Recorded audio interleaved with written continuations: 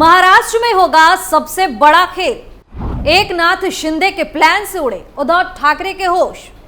विधानसभा चुनाव के लिए बनाया तगड़ा प्लान। चुनावी आंकड़े से शिवसेना को लगेगा झटका। नमस्कार, टर्निंग पॉइंट में आपका स्वागत है और मैं हूं आपके साथ दिव्या सिंह। लोकसभा चुनाव खत्म हो चुके हैं और एनडीए ने जीत के बाद अपनी सरकार भी बना ली है।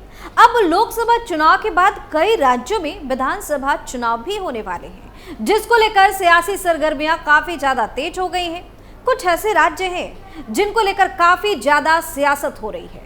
उन्हीं में से एक है महाराष्ट्र। जी हां, महाराष्ट्र में विधानसभा चुनाव को लेकर काफी तेजी के साथ तैयारियां शुरू हो चुकी हैं, लेकिन कुछ वक्त से चर्चाएं हो रही थी कि महाराष्ट्र में उद्धव ठाकरे कुछ बड़ा खेल कर सकते हैं, पर अब कुछ ऐसी खबर सामने आ रही है जिसके बाद इन चर्चाओं पर विराम लग सकता है।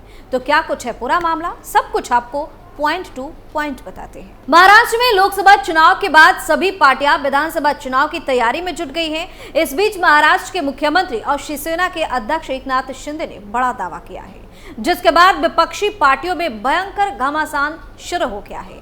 दरअसल महाराष्ट्र के मुख्यमंत्री ने बड़ा दावा करते हुए कहा है कि लोकसभा चुनाव में विपक्षी दलों का झूठा नैरेटिव चला, लेकिन विधानसभा चुनाव में ऐसा नहीं होने वाला है। एकनाथ शिंदे ने न्यूज एजेंसी एनआई से बात करते हुए कहा कि हम 13 सीटों पर लड़े। शिवसेना और शिवसेना यूबीटी आमने सामने लड़ी। 7 जगहों पर हम जीते।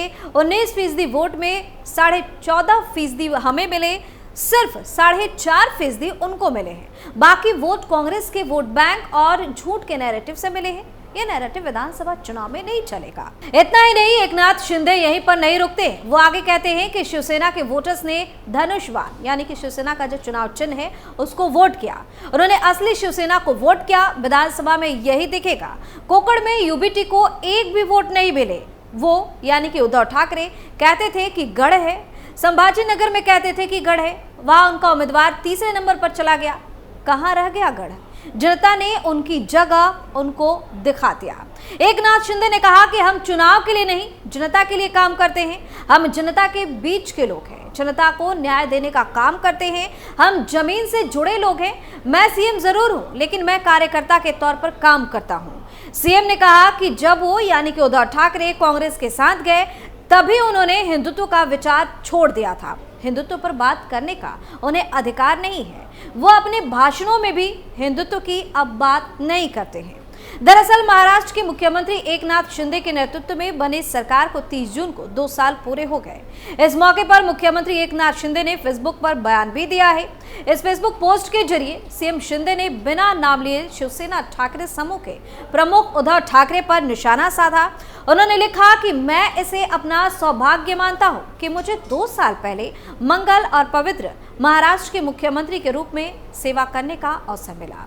लोगों का समर्थन और विश्वास ही मैंने अर्जित किया है। आपके प्यार, आशीर्वाद और साथियों के विश्वास के बल पर ही मैं प्रदेश का नेतृत्व कर रहा हूं।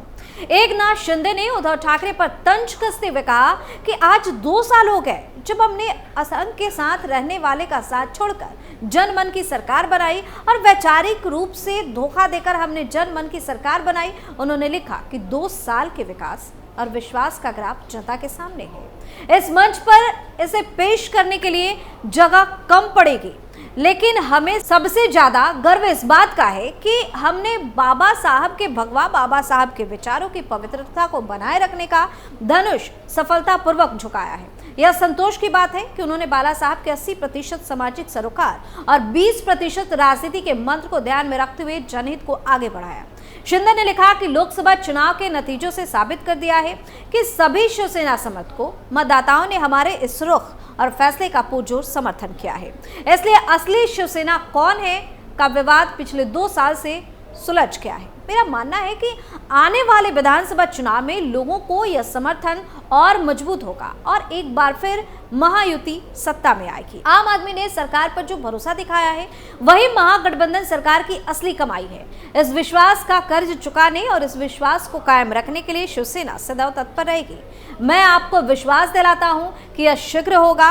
उन्होंने लिखा कि शिवसेना प्रमुख के विचारों को संरक्षित करने के लिए बने इस सरकार ने देश के यशस्वी प्रधानमंत्री नरेंद्र मोदी और केंद्रीय गृह मंत्री अमित शाह के मार्गदर्शन में महाराष्ट्र के विकास पर ध्यान केंद्रित करते हुए पिछले 2 वर्षों से 24 घंटे काम किया है। हम आज संतुष्ट और प्रसन्न हैं कि हमने जनता का विश्वास अर्जित किया। सरकार किसानों, मजदूरों, महिलाओं, युवाओं सहित समाज के हर वर्ग के समग्र विकास के लिए प्रतिबद्ध है। एकनाथ शिंदे ने कहा कि पिछले 2 साल में हम कल्याणकारी फैसले इसी के कारण संभव हो सके हैं और हम ऐसे फैसले ले सके हैं। वहीं दूसरी तरफ उद्धव ठाकरे को शरद पवार ने जोरदार झटका दे दिया है। दरअसल महायुति में सीएम एकनाथ शिंदे आगामी चुनाव में चेहरा होंगे, लेकिन एमवीए की ओर से सीएम पद के लिए कोई खास चेहरा नहीं होगा। सीएम उस पार्टी से होगा जो एमवीए में अधिकतम सीटें जीतेगी। संजय राउत ने उद्धव ठाकरे को सीएम चेहरा घोषित करने की मांग की है। कांग्रेस ने इसका विरोध कर दिया है और अब शरद पवार खुद आगे आकर एलएसवीएस की तर्ज पर बिना सीएम चेहरे के चुनाव लड़ने की घोषणा करेंगे। आइए इस खबर में हम आपको सारी जानकारी देते हैं। राष्ट्रवादी कांग्रेस पार्टी यानी कि एनसीपी प्रमुख शरद पवार ने आगामी विधानसभा चुनाव में मुख्यमंत्री पद का चेहरा घोषित करने की मांग को खारिज कर दिया। उन्होंने शनिवार को कहा कि महाराष्ट्र में विपक्षी दलों के गठबंधन महाविकास अघाड़ी यानी कि एमवीए का फॉर्मूला सामूहिक नेतृत्व का है। ऐसे में मुख्यमंत्री का चेहरा घोषित नहीं किया जाएगा। इससे शिवसेना यानी कि यूबीटी प्रमुख उद्धव ठाकरे की उम्मीदों पर पानी फिर जाएगा। वो इस प्रतिक्रिया का बिल्कुल भी उम्मीद नहीं कर रहे थे। इस फैसले के बाद उद्धव ठाकरे का दिल तो जैसे टूट ही गया। शिवसेना यानी कि यूबीटी सांसद संजय राउत लगातार मांग कर रहे हैं कि अक्टूबर में होने वाले राज्यसभा चुनाव से पहले मुख्यमंत्री पद का चेहरा घोषित किया जाना चाहिए। राउत चाहते हैं कि पूर्व मुख्यमंत्री उद्धव ठाकरे को फिर से चेहरा बनाया जाए, क्योंकि बिना चेहरे के महाराष्ट्र में चुनाव लड़ना एमवीए के लिए खतरनाक साबित होगा। लेकिन शरद पवार ने यह कहकर उनकी हवा निकाल दी कि कोई एक व्यक्ति मुख्यमंत्री पद के लिए हमारा चेहरा नहीं बन सकता। आपको बता दें कि संजय राउत ने उद्धव ठाकरे को विधानसभा चुनाव में सीएम चेहरा बनाने की मांग की है। वहीं इस बीच राष्ट्रवादी कांग्रेस पार्टी के अध्यक्ष शरद पवार ने मीडिया से बात करते हुए कहा कि हमारा गठबंधन हमारा सामूहिक चेहरा है, इसलिए कोई भी एक शख्स सीएम पद के लिए उम्मीदवार कैसे हो सकता है। महाविकास अघाड़ी किसी भी एक चेहरे को लेकर मुख्यमंत्री पद की घोषणा नहीं करेगी। इसके साथ ही शरद पवार ने कहा कि आप और पीडब्ल्यूपी को भी महाविकास अघाड़ी में शामिल हो सकते हैं। बता दें कि राहुल गांधी के नेता प्रतिपक्ष बनने पर शरद पवार ने कहा कि अब कोई उन्हें पप्पू नहीं बोलेगा। वह महाराष्ट्र में विधानसभा की कुल 228 सीटें हैं। लोकसभा चुनाव में महाविकास अघाड़ी का प्रदर्शन काफी शानदार रहा, तो वहीं एनडीए का प्रदर्शन निराशाजनक रहा। अब देखना यह है कि विधानसभा चुनाव में कौन किस पर भारी पड़ता है। वह राज ठाकरे को लेकर यह भी कयास लगाया जा रहा है कि वह विधानसभा चुनाव अकेले भी लड़ सकते हैं और उनके बेटे अमित ठाकरे की भी विधानसभा चुनाव में एंट्री हो सकती है।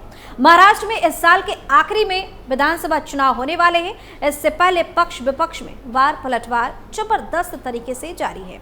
अभी हाल ही में महाराष्ट्र की राजनीति को लेकर काफी ज्यादा चर्चाएं देखने को मिली है।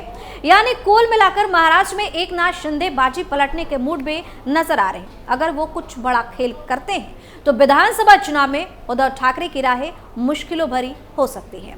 टर्निंग पॉइंट में फिलहाल के लिए इतना ही। बाकी खबरों के लिए आप देखते रहिए कैपिटल टीवी। नमस्कार।